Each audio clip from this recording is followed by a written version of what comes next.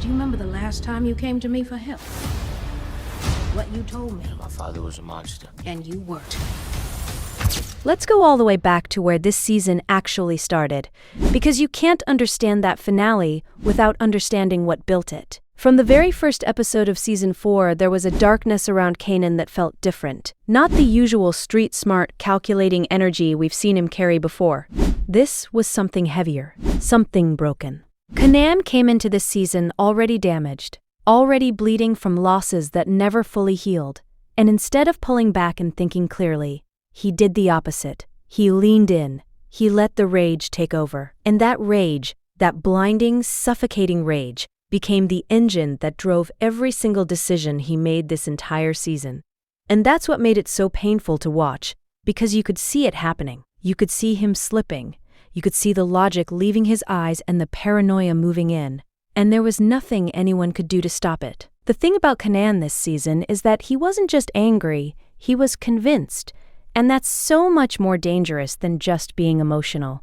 A person who's angry can still be reached. You can talk to them, reason with them, remind them of what's real. But a person who is fully convinced of something that isn't true, a person who has built an entire reality in their head and decided that reality is fact, that person is unreachable. And that's exactly where Kanan was. He had constructed this whole story in his mind, where Rock, his own mother, was the villain of his life, where she had been pulling strings and manipulating situations and orchestrating pain specifically to keep him under her control. And the tragic, gut-wrenching part of it all is that Rock is not innocent. She has done terrible things. She has lied, manipulated, and made choices that hurt people she claimed to love.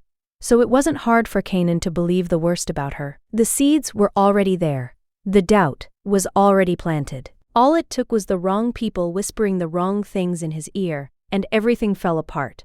And those wrong people were Snaps and Pop. These are the ones who actually had blood on their hands. Famous and Crystal, two people Kanan genuinely cared about, were gone because of them. Not because of Rock, but Kanan couldn't see that. Or maybe he didn't want to. Because sometimes when the pain gets bad enough, you need somewhere to put it. You need a face for the monster. And Rack's face was the easiest one to use. She'd already shown him who she was willing to be when things got complicated.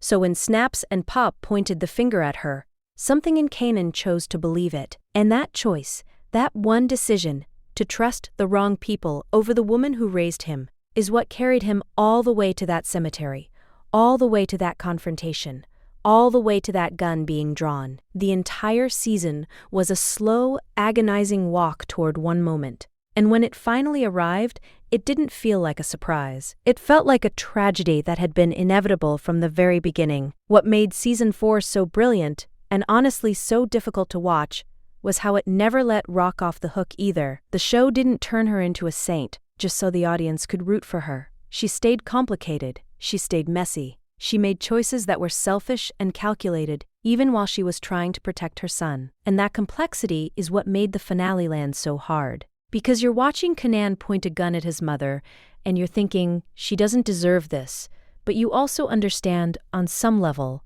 why he's standing there. That's not easy writing. That's not something most shows pull off. Raising Kanan built an entire season on the tension between love and betrayal, between truth and the stories we tell ourselves, and then it detonated everything in the final minutes and left us all in the dark. Literally.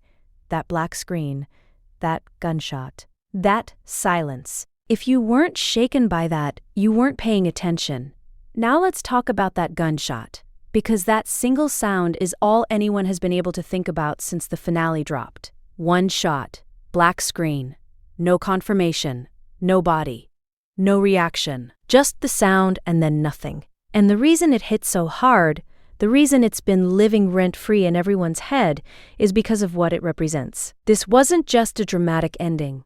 This was the show forcing you to sit with the weight of what just happened, forcing you to ask yourself, did he really do it?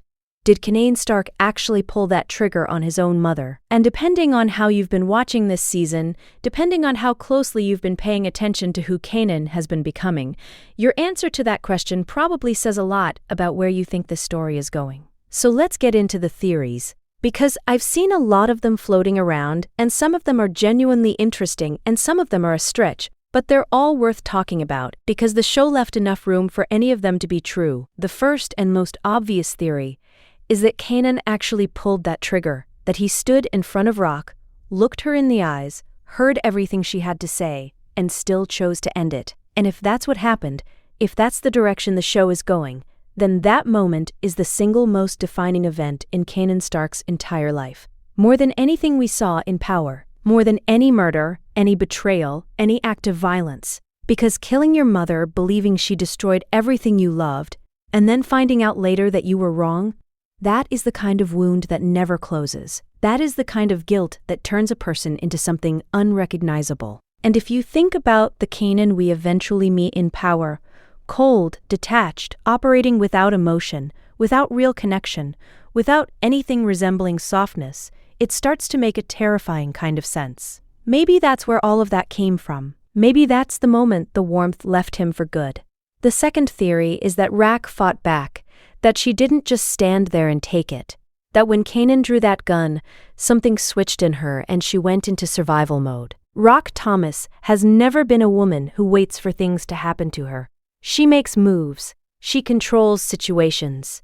She does not let other people decide her fate. So the idea that she would just stand there and accept a bullet from her own son, it doesn't fully line up with who she is.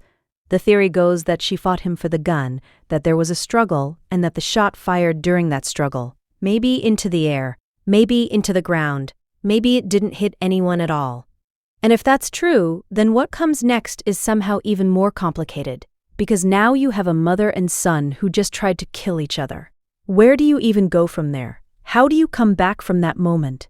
The answer is, you probably don't. And that breakdown, that complete and total collapse of whatever was left between them, could be exactly what the show needs to push both characters into their Season 5 arcs. The third theory is the wildest one, and honestly, I kind of love it for that reason alone. The idea that someone else fired that gun, that Kanan and Rack weren't actually alone in that moment. And the name that keeps coming up in this theory is Unique. Now think about where Unique has been this season. Think about his connection to Rock, the history between them, the complicated feelings that have never fully gone away. The idea that he was watching, that he had been following what was happening and decided to step in right at the last second. It's not impossible. It's actually the kind of move this show would make. Because Raising Kanan has always been good at putting characters exactly where you don't expect them to be, and then making it feel completely logical in hindsight. If Unique fired that shot, everything changes. The dynamic between him and Kanan going into Season 5 would be explosive, and his relationship with Rack would become something neither of them could ignore anymore. But here's my personal favorite theory, and I've thought about this one a lot. Juke. If you've been watching this season closely, you already know that Juke has been one of the most underrated characters in this entire story. She has been aware, she has been watching, and she has spent the whole season trying to warn Rock that something was coming. She could feel it. She knew where Kanan's head was at, and she knew it was only going to end one way if nobody stepped in. So the idea that she just stayed home and did nothing while her family tore itself apart, I don't buy it. I think Juke followed Kanan. I think she was there. And I think when she saw him draw that gun, she made a decision, not to kill him, not to destroy him, but to stop him before he did something that would destroy himself. Juke knows how to handle herself. She knows how to aim. And shooting Kanan in the arm or the leg, hurting him just enough to end the moment without ending him, that is completely within who she is as a character. That shot wouldn't just be physical. It would be her saying, I am not going to let you become this. I am not going to let you cross a line you can never come back from. And if that's what happened, if Juke is the one who fired that gun, then her relationship with Kanan going into Season 5 becomes one of the most emotionally loaded dynamics on the entire show.